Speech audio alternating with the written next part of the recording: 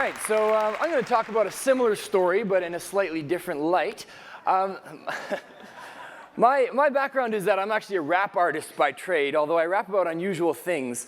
And a few years ago, I was in the UK touring a previous show that I did called the Rap Canterbury Tales, where I took Geoffrey Chaucer's stories and retold them as hip-hop songs. And as I was performing the show in the UK, a geneticist happened to see it. He works at the University of Birmingham. His name is Dr. Mark Palin. And he contacted me in 2008. And he said, Baba, next year is Charles Darwin's 200th birthday. I'm organizing a special symposium where scientists are going to give lectures on biology, and I need some entertainment. Would you be able to write me some evolutionary raps? His exact words were, would you be able to do for Darwin what you did for Chaucer? I thought that sounded like a good challenge. So I took up the gauntlet, but the condition was, of course, that I had to send him drafts of my lyrics so he could correct them for scientific accuracy, because he didn't want to embarrass himself in front of his peers. So basically what that means is, after going through this process, I have a hip-hop show that's peer-reviewed. So I'm going to be... I will be doing some peer-reviewed rapping in my talk today. The challenge with this was to try to find a way to make the evolutionary story relevant to everyone, and one of the ways that I did this was by looking at evolutionary psychology, which is the study of human behavior, human attitudes, and human beliefs from the perspective of Darwinian evolution. I'm not going to try to redeem everything evolutionary psychologists have tried to claim, but I'm going to look at one study and try to contextualize it for you guys to try to show the picture of an evolved mind. So this is from a book called Homicide, and I have some data here. This is different neighborhoods in the city of Chicago, and what they've done is they've looked at the homicide and violent crime rates, and they've looked at how they correlate with the male life expectancy at birth. Look how closely that correlates. High life expectancy predicts low homicide rates, and vice versa. Now, this is just one city, but if you look at this same data for different countries, it actually turns out to be a very similar pattern around the world. Life expectancy predicts violent crime, okay? And so what they've argued in this book is that basically what we call violent crime and murder, what this actually is aggressive young men competing for status and respect in environments where they don't have the opportunity to compete, using forms of competition that we consider pro-social, like the arts, or like sports, or like music, or like education, or like jobs. If those low-risk forms of competition are present, young men will prefer them. But if they're not present, they are predetermined by evolution, predisposed to find a way to compete for distinction and status with their peers, and they will choose violence if it's the only means available. Because whatever you can do, you can always fight. Now at this point, you'll notice I'm being very gendered, very exclusive. I'm saying young men instead of young people. Is that just to make the ladies feel left out? No. They found a little disparity between the number of murders caused by males versus the number of murders caused by females as a universal phenomenon. It's approximately 94 to 6%. And it fluctuates by a few percentage points, but in no society is it less than 90. Let that sink in. More than 90% of violent crimes and murders around the world in every culture are committed by young men, not young women, and I'll wager that was a young man who crashed that bottle just right there as well. You know. Something about them has this aggressiveness to it. And here's another survey from the same study, which looks at the age of the perpetrator and the murder rate for various areas. Now, notice that a 10-year-old girl and a 10-year-old boy are equally likely to commit a murder. Little angels, huh? But they've split the genders here. And look what happens at age 14. Boom! The boys spike off the charts, and the girls stay pretty much the same. What happens at age 14? Is that when these young men get socialized by their societies by playing with G.I. Joes to become violent? Or maybe there's a hormonal thing that kicks in at puberty that says, compete with your peers for status. And what you're seeing right there is the results. Now, this is the city of Chicago, but look at this. This is the entire country of Canada. We have almost the exact same pattern, and this is all the murders in male and female in different ages, all right? So basically, oh yeah, by the way, there's another chart that I don't have here, but that would show the exact opposite pattern with the females spiking at pretty much the exact same age, and the males staying pretty much flat. I bet you can guess what that one would be, of course, teenage pregnancy, right? Except the male line would actually stay flat.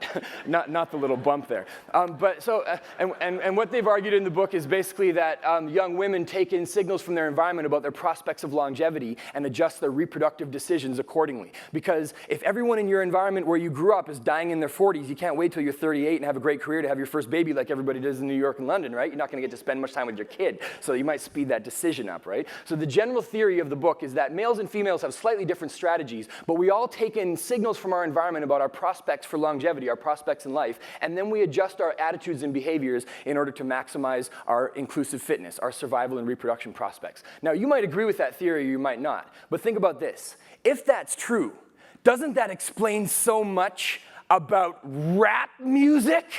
Man, I listened to rap music my whole life, and all you hear is murder, murder, murder, kill a motherfucker. And I was always like, why are they so mad? I don't understand.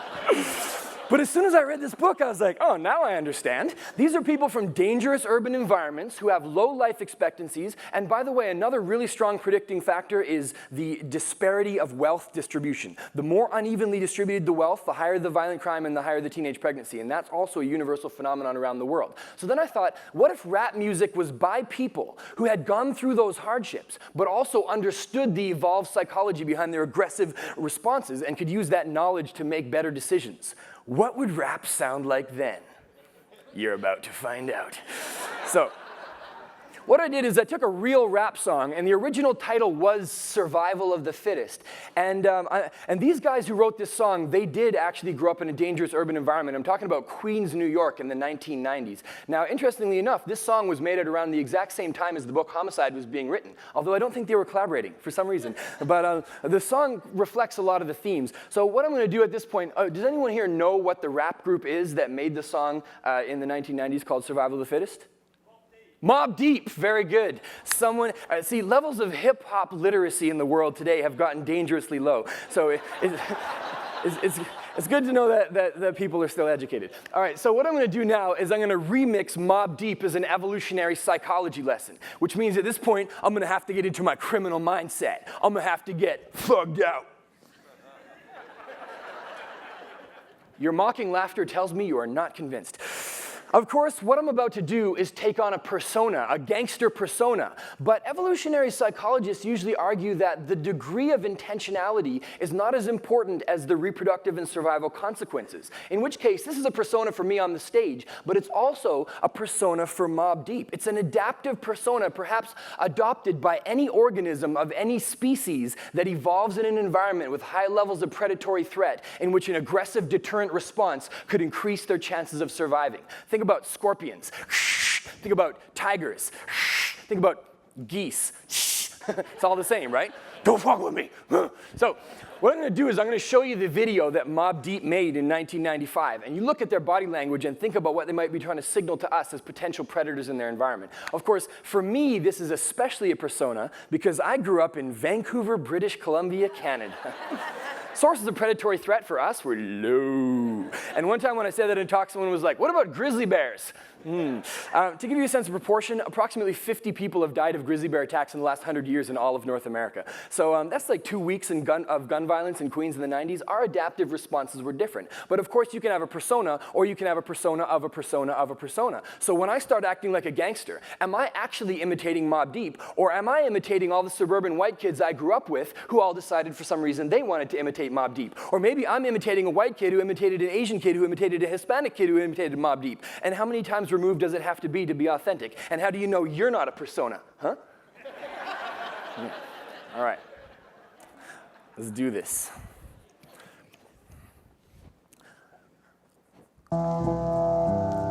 Yeah.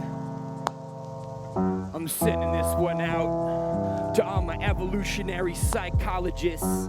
I'm talking Cosmides and Tubi, David Buss, Jeffrey Miller. Yeah, we live in this till the day that we die. Survival of the fit, only the strong survive. There's a war going on outside, no man is safe from.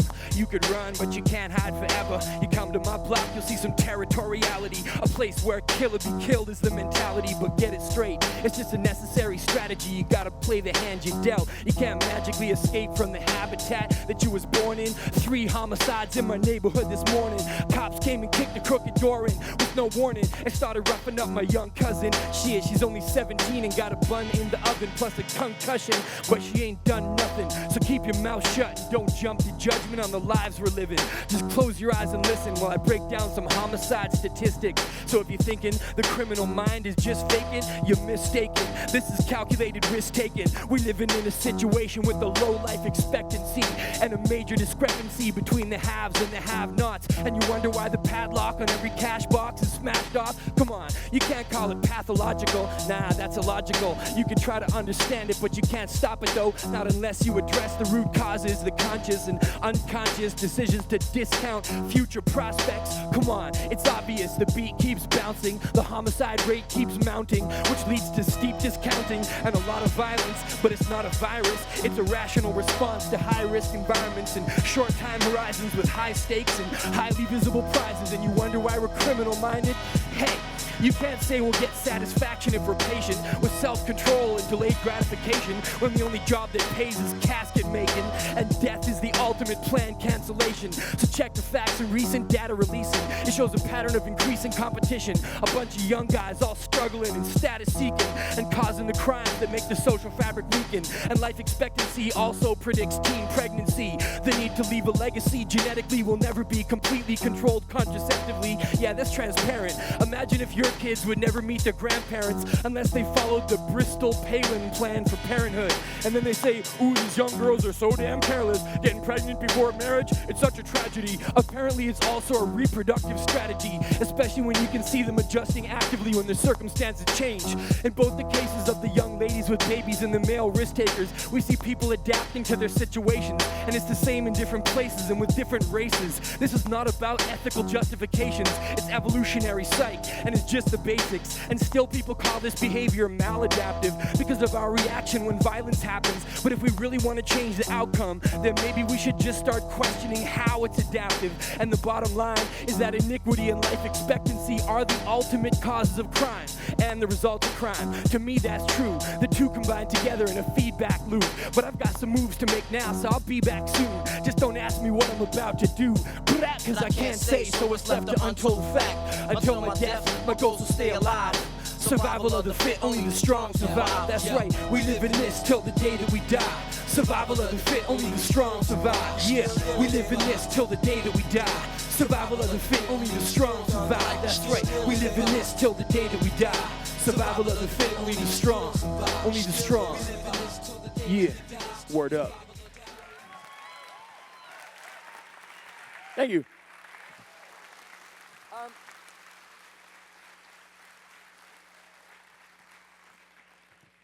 I wouldn't dare leave things on that bleak of a note. So what we're going to do now for the last part of the talk is we're going to look at the evolutionary origins of altruism as sort of salve. That was about the origins of hostility and aggression, but cooperation and compassion also have an evolutionary dynamic. So what I'm going to do is I'm going to remix another rap song, and this is by some rappers from San Francisco. Yes, there are hippie rappers too. To give you a sense of their hippie credentials, the group that made the song Worst Comes to Worst is called Dilated Peoples. So we're going to remix Dilated Peoples with the great philosopher of humanism, Charles Darwin. Slide advance, there we go. Who wrote in the defense of the Descent of Man, as man advances in civilization and small tribes united into larger communities, the simplest reason would tell each individual that he ought to extend his social instincts and sympathies to all the members of the same nation, though personally unknown to him. This point being once reached, there is only an artificial barrier to prevent his sympathies extending to the men of all nations and all races. Now, if you can excuse the Victorian paternalistic language that refers to human beings as men, we have a remarkable statement going on here. Darwin's basically saying, we are the world, we are the people. All right, so let's try this out. Let's drop that beat. Yeah. We gon' go to the bay, we gon' eat some bagels, we gon' do some yoga, whatever, y'all. It's like when worst come to worst, my people come first. But the question is, who are my people? Family members? People who look like me, speak my language, people in my city, why not everybody, right? Some people got good friends, I got disparate friends. They live on different ends of the earth. But just pretend that we actually get to the end of the time of tribalism like Obama said, and dissolve the lines of difference. As man advances in civilization and small tribes expand into larger bases and communities, the truest reason would tell each individual that it's not that difficult to extend our instinctual sympathies to all the members of one nation. Like, for instance, notice how everybody loves Canadians overseas, even if they're personally unknown? Well, so do I, but not so much when I come home. But I know that there's nothing to stop me extending this basic sympathy to the people of all races and all nations. By the way, those are Charles Darwin's statements paraphrased. A man ahead of his time, extending his imagination and formidable mind into a future where all human sympathies combine. See what I'm saying? It's like when worst come to worst, my people come first. But if everybody on earth is my people, that's peace on earth, yeah? Peace on earth. Come on now. Throw your peace signs up. Everybody throw your peace signs up. What, we got arms dealers in the house? Come on, everybody. Yeah, even if you're backwards and offbeat, we can all get together. One world, right? Yeah. Spread the Darwinian love. Spread the objective altruism. Yeah. Thank you.